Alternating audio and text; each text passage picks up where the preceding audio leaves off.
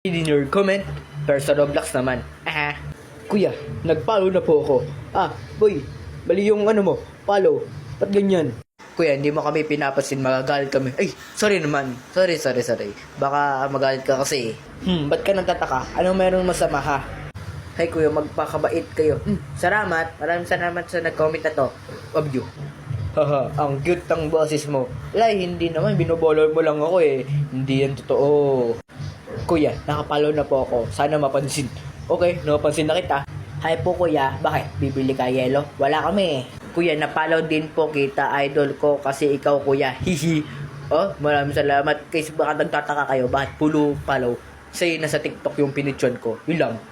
Hi po, bakit? Ano bang gusto mo ha? Ba't kayo nag-hi? Wala naman akong problema. Yung namamansin daw ay pogi. Ay, ako yung namamansin. Pogi ako eh. Pati yung nakapalo, pati nakasubscribe. Pre, enroll ka na sa ating school? Oo, pre, bakit? Tagay ba tayo? Di ako kumakain ng kalapati, baka ikaw kumakain ng buhay na tubig. Ay, palo ka na ata, baka gusto mo sa medic hospital. Buhay na tubig, mayroon ba yun? Likas na yaman lang.